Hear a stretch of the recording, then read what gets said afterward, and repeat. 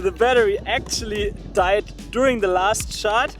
I'm not sure if it recorded on the SD card now or not, so I think it's fine to get the very last shot also with my phone here. But yeah, we got it, awesome! The sequence that you just saw was completely shot on the DJI Mini 3 Pro, and I can only say that some of these shots actually come out surprisingly good, while others are pretty much what you expect from a small drone like that, a bit more of a smartphone look in that case. So in this video I want to share with you how we shot this sequence, what settings I've used, and at the end of the video I will also do a quick review. So let's start with the settings, and I set my container to MOV instead of MP4 because I added on a Mac, but if you're on a Windows computer then MP4 is the better one there. And I also changed my codec to H.265 or HEVC because that is a more efficient compression, so that saves more details in the file and therefore you get slightly better quality. It's pretty much the same on every camera, but if you want to use that you need a good computer. I recommend the M1 Max because otherwise it could be that your computer does not edit that format. If that's the case, just choose the other one, H.264, and you will also be totally fine. You just get a little bit less quality in that case. And I also set the picture profile to the Cine-like because it gives me the highest dynamic range, so you can see more detail in the highlights and the shadows at the same time. But don't expect too much from this drone. DJI says that there's HDR included automatically, which it is, but it's not like super good. I will come to that later in the review part as well. And when it comes to resolution and frame rate, we got most of those shots in 4K 24 frames per second because this is what I use all the time on all of my cameras. But there were a few shots where I wasn't sure if I want to have slow motion later or not, so we got them in 4K with 60 frames per second. And we also shot everything in Pro mode because that allows us to set the exposure manually, and there we set the ISO to 100 and we just exposed the shots via shutter speed. It was actually not ideal for those shots because when you're a bit closer to subjects like we were, you usually want to use ND filters to get better motion blur, but there are just no ND filters available in my area yet, so I couldn't do that. But if you have the chance to get ND filters and you want to shoot a sequence like that, definitely get them, it is worth it. For drones, ND filters are a bit special actually, because ND filters are only there to generate motion blur by keeping the shutter speed low, and when you're high up in the air with a drone you won't see much motion blur anyway, so in that case actually ND filters are not that important on drones. But if you fly close to objects where you would see a bit more motion blur like we did and are close to objects, then you can see the difference, so that's definitely better to use ND filters. Aside from that, I left all the settings as they come straight off the box. I don't want to mess around too much with all these things, but of course I updated the firmware before because the newest firmware adds some great functionalities such as 10-bit recording in the Cine-like, what I really enjoy. But of course when I wanted to fly close to objects I had to turn the sensors off sometimes because otherwise the drone would just stop and I couldn't get the shot then. But I must actually say that even when you don't turn the sensors off, the drone does a really good job to detect if it would crash into something or not. So you can actually fly pretty close to objects even with sensors on, and that's not the case on many other drones. And when it comes to shooting the video, you find the landscape shots there, which are quite self-explanatory. Just fly your drone up and you fly it sideways or forward or whatever you want to do. I don't think I have to explain that here. But we also did a lot of shots where Daniel filmed me while holding the drone in the hand. And I think that the Mini 3 Pro is really good for that because it comes with this awesome controller here when you buy the $900 something version. And that means that you don't have to mess around all the time setting your smartphone up, etc. You can just start the controller, put the sticks in, start the drone, and you can, not fly, but like start recording directly. And actually you don't even need to unfold the propellers from the drone. You can just start it and either hold it in your hand so it's like quite steady, or you put it on a soft surface such as your back when you're outside while it starts. Of course you should always take the gimbal protector off before you start the drone also when you want to shoot out of the hand, because otherwise the gimbal can't rotate and that can damage the motors, so be aware of that. But that makes it really handy, like you really just start the drone quickly, start the controller, and you can get your shots straight out of your hands, and it also doesn't drain the battery that much, so good time shooting. And another reason why it's great for such shots is because you have an f1.7 aperture together with a 0.8-inch sensor, and that means that when you bring the drone a bit closer to the subject or a person or so, you get pretty nice background blur actually, and that makes it look more like a mirrorless camera, not like a 250-gram drone anymore.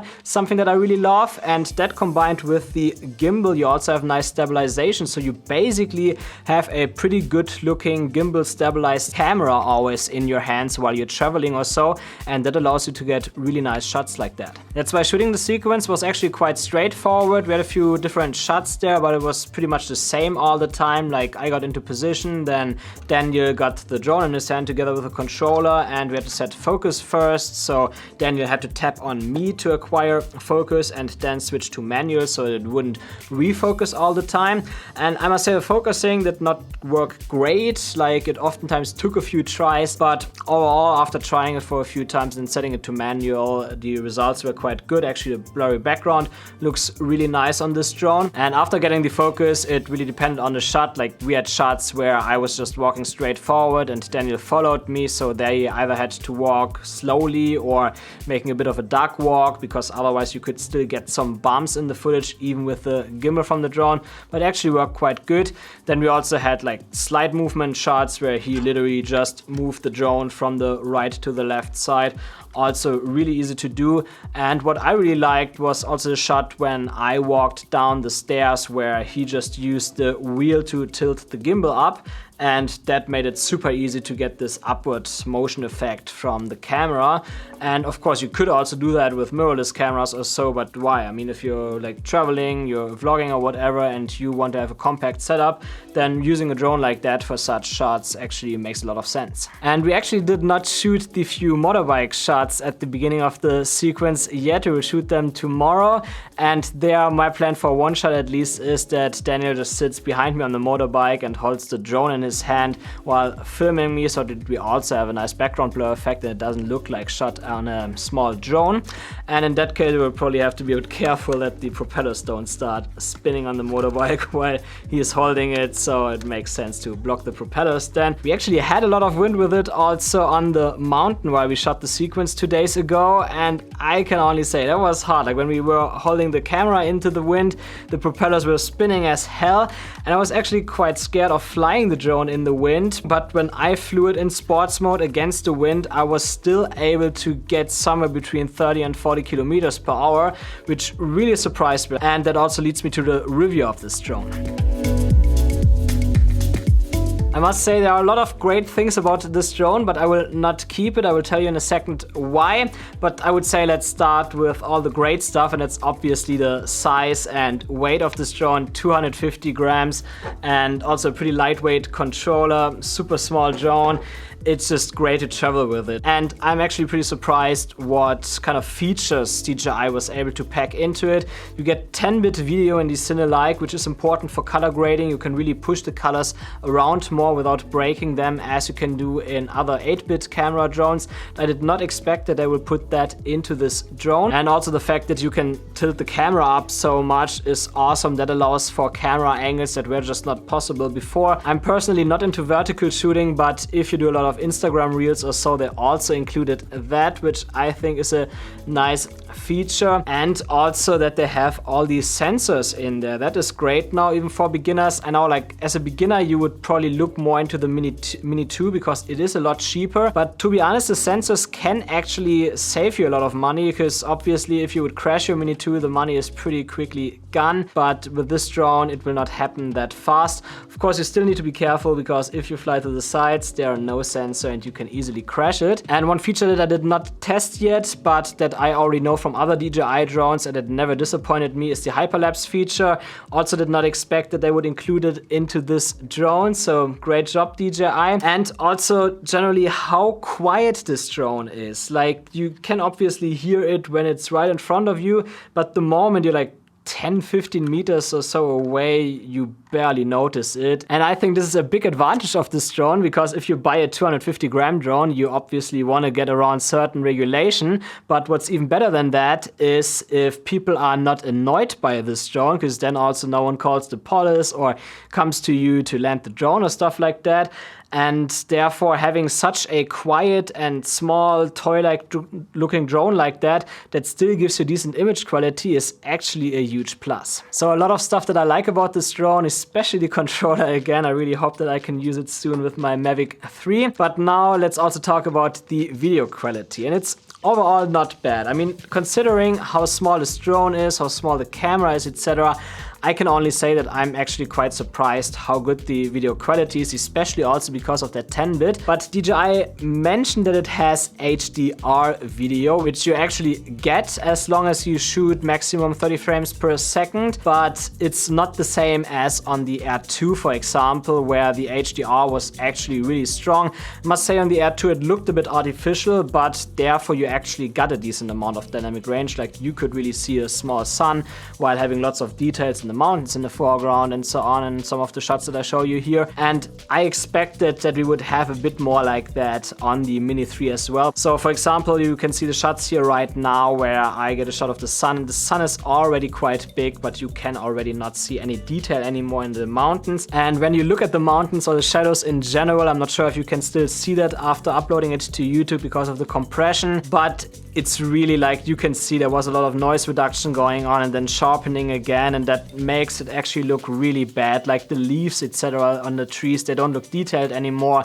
It's more like some sort of pixel source there. And before getting the drone, I actually thought that would be a little bit better. Like I personally just love to shoot in the sun while being in the mountains, still having details in the mountains. And that's actually the reason why I got the Mavic 3. This is why I'm willing to pay a premium for that, because they have a lot more dynamic range, the noise is a lot better, and therefore I can do that when I'm on a trip.